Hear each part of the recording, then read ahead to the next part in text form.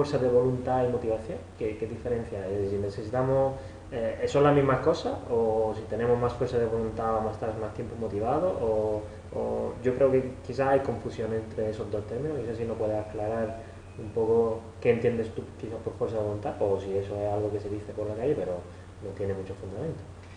Bueno, realmente las teorías, por ejemplo, de la fuerza de voluntad, hay teóricos que defienden el término fuerza de voluntad, plantean que la fuerza de voluntad es casi como un músculo que se puede entrenar, y como es un músculo que se puede entrenar también se puede agotar.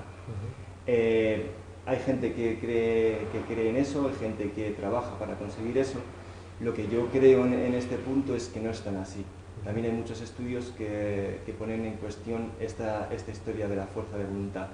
Nosotros trabajamos con un modelo que plantea que realmente todas las personas pueden desarrollar una motivación para conseguir cualquier cosa, independientemente de ese rasgo de personalidad, por así decirlo, ¿no?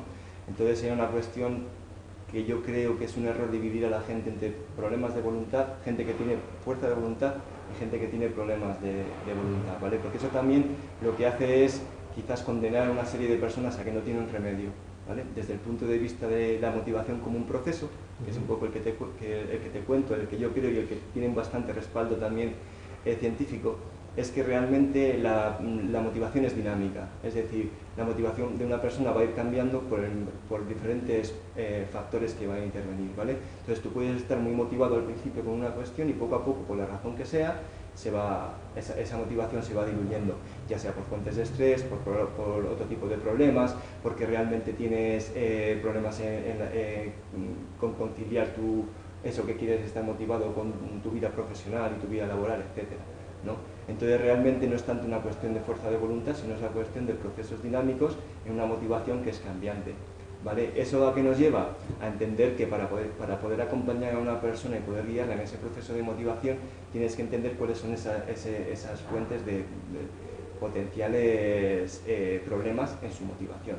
O lo que es lo mismo, si tú te crees que eres una persona que no tiene fuerza de voluntad, vas a tener siempre una excusa para decir, bueno, yo con esto no puedo. Desde este punto de vista, el profesional de la salud, ¿vale?, debería acompañar a la persona a conseguir pequeños logros que le van a hacer entender que él sí puede estar motivado, aumentar su motivación para conseguir ese objetivo que quiere. Ahí claramente podemos hacer un símil, al final con el deporte, de lo que no jugamos nosotros. Es como querer escalar el Everest de un día para otro. Pues la mayoría de nosotros dirán, pues yo no puedo, ¿no? Sin embargo, si vamos poco a poco ganando pequeñas etapas, campo base, pues al final lo podemos conseguir. Creo que con la motivación, con los retos, con objetivos de nuestra vida, tanto profesional como personal, pues eso es fundamental, ¿no? Esos micro objetivos, ¿no? Pero mira, es muy interesante lo que planteas, porque siguiendo la metáfora esta de la montaña, ¿no? La gente va a decir, yo estoy motivado para subir la montaña, ¿no? Y realmente te vas a encontrar gente que se levanta un día por la mañana y encuentra él solo la forma de hacerlo, ¿vale? Te vas a encontrar con una serie de gente que recurre a un profesional y con muy poca guía va a conseguir hacerlo, ¿vale? Te vas a encontrar una serie de gente que el profesional se va a dar de cabezazos contra la pared porque no consigue ni que salga de la campaña de la tienda de campaña en la base del campamento, ¿no? Realmente una de las cuestiones que nos va a ayudar es a entender todas las cadenas de conductas y de motivaciones que hay que te van a llevar a bajar la cremallera de la tienda, salir de la tienda o haberte puesto previamente la ropa que tienes que poner, hacer entrenamiento previo, ¿vale? Entonces analizar eso como profesionales de la salud con la gente que tiene problemas para llegar a la montaña va a ser fundamental. Y yo creo que al final el canal que tenemos para también motivar a la gente, nuestra manera también de expresarnos, de comunicarnos con nuestros clientes o nuestros pacientes, en el caso profesional de la salud. ¿Y qué importancia tiene para ti la comunicación, tanto verbal, no verbal, paraverbal, en ese proceso? ¿Y cómo podríamos nosotros utilizarla, incluso profesionales que no estamos relacionados con la psicología, podríamos utilizarlo en nuestro ámbito, ¿no?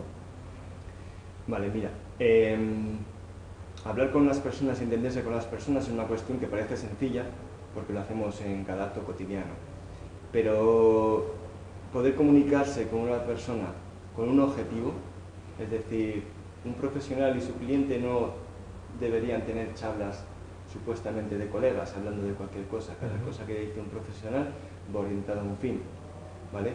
Eso es también una cuestión que ha de aprenderse, y sobre todo ha de aprenderse entendiendo todos los factores que hay detrás de la persona. Es decir, si un profesional se frustra porque la persona no le está haciendo caso, ¿vale? Que es otra forma de decir que no está adhiriéndose a ese programa, pues si él se frustra y él lo siente así, es muy fácil transmitirle esa frustración al paciente, ¿no? Yo creo que los profesionales de la salud se tienen que plantear, ¿no? Si esta persona está viniendo a mi tratamiento, está viniendo a mi centro deportivo, está viniendo a mi clínica o lo que sea, y sigue viniendo, yo estoy haciendo cosas bien, ¿no? Pero si deja de venir, ¿vale? Debería pensarse, ¿vale? ¿Por qué? ¿Es una cuestión mía o es una cuestión de la otra persona? ¿Vale? Es una cuestión de analizar la responsabilidad de cada uno. Va a haber cosas que van a depender de la persona, pero va a haber otras cosas que dependen del profesional. Y eso nos lleva a un tema muy interesante de motivación, que es fidelización de tus clientes. ¿Cómo se fidelizan tus clientes? Cuando una persona se siente, tú tienes un buen producto, ¿vale? Que es casi siempre, eso es una cuestión ya del profesional, y casi siempre esa fidelización tiene que ver con cómo se da el producto y cómo se siente la persona cuando se le ha dado el producto. Entonces, ¿cómo acoges a la persona? ¿Cómo la tratas? ¿Cómo hablas con ella? ¿Cómo le ayudas a resolver sus problemas? Va a ser una cuestión fundamental para aumentar la probabilidad de que esa persona vuelva. Y si las personas que nos van a ver piensan en ese tipo de casos, ese tipo de pacientes o de clientes que han ido abandonando los tratamientos, las clínicas, etcétera, se van a encontrar con una serie de perfiles y de personas, ¿no? Y yo les invitaría a que piensen que la motivación va a haber cosas de la persona, pero depende también mucho del profesional. Una cuestión fundamental es entender el estadio motivacional en el que está la persona, ¿vale? Por ejemplo, hay teorías que creo que son muy útiles por su potencial explicativo de los problemas de motivación, que te indican que hay diferentes estadios en el que la persona es más o menos consciente de que tiene un problema, es más o menos consciente de la necesidad que tiene de implementar cambios de hábitos, es más o menos consciente de los beneficios potenciales a la larga que puede tener eso, y un largo etcétera de procesos que hay ahí, ¿no? Y lo que dice el profesional tiene que estar asociado al estadio motivacional de la persona. Es decir, si una persona, por ejemplo, una fase que se puede encontrar fácilmente, por ejemplo, la gente que se dedique, bueno, también la gente que se dedica a entrenamiento deportivo, pero también dietistas o nutricionistas o profesionales de ese ámbito, es que una persona puede estar ambivalente con respecto a una conducta. Por ejemplo, yo estoy muy motivado para empezar una dieta, ¿vale? La primera semana estoy súper motivado y poco a poco empiezo a echar de menos lo que me gusta el chocolate, ¿no? O por ejemplo, yo puedo estar muy motivado porque me duele alguna parte de mi cuerpo y estoy muy motivado para hacer un tipo de entrenamiento, y cuando ese dolor desaparece, pues ya mi motivación no flaquea, ¿vale? Yo estoy ambivalente porque por un lado veo la bondad de hacer el entrenamiento, pero por otro lado me cuesta, por otro lado ya no me duele tanto, por otro lado, macho, es que simplemente la idea de no volver a comer chocolate en mi vida me parece una condena, ¿no? Entonces, esa ambivalencia es una cuestión que tendría que tener el profesional en cuenta, y en función de eso, saber qué hacer. Saber qué hacer en eso implica varias cuestiones. La primera, saber escuchar al paciente, ¿vale? Saber escuchar al paciente no es solamente saber qué dice, sino saber entender ese proceso, saber entender los momentos de su discurso que dejan vislumbrar ese problema de ambivalencia. Es decir, yo estoy muy motivado, pero también me gusta hacer otra cosa, ¿no? Eso es un entrenamiento que se requiere, ¿no? Saber encontrar esos momentos en el discurso de la persona y luego saber qué hacer con ellos, ¿vale? Porque tú te encuentras con una persona que está ambivalente, tú puedes hacer algo con ellos, si lo reflejas, lo coges, cómo te voy a guiar en ese momento, ¿no? Y es una cuestión que ha de entrenarse. Es como, para que lo entiendas, es si tú vas al médico y el médico te dice, mira, tienes que dejar de fumar, ¿vale? Tú eres un fumador crónico y el médico te dice, mira, fumar es muy malo, se está metiendo usted en estos problemas, lo que tiene que hacer es dejar de fumar.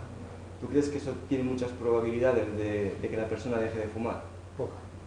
Más bien poca, ¿no? Depende, va a haber gente que simplemente le digan eso y lo haga, ¿no? Pero es más bien poca, ¿vale? Entonces, para poder entender a tus pacientes, al final lo que tendrías que entender en este caso es, por ejemplo, qué papel juega el tabaco en su vida, qué cosas todavía encuentra que le son positivas, ¿vale? Y poco a poco ir haciéndole ver la parte negativa del término, pero haciéndole ver que lo descubra él. Un proceso de motivación con gente que tiene estos problemas es ayudarle a descubrir por sí mismo, porque es casi todo tú mismo y la gente que nos verá se va a dar cuenta que casi siempre él cambia por las razones que nosotros mismos descubrimos. Es muy difícil llegar ahí y que un profesional te diga lo que tienes que hacer, ¿vale? Va a haber gente que sí, momentos que sí, ¿vale? Va a haber gente que está especialmente motivada, le das un consejo como profesional, pero la gente que no está tan motivado, tú le vas a tener que acompañar a que él poco a poco vaya descubriendo el motivo por el que él tiene ese problema. Claro, al final la persona que viene motivada ya por sí misma, en realidad necesita muy poco trabajo.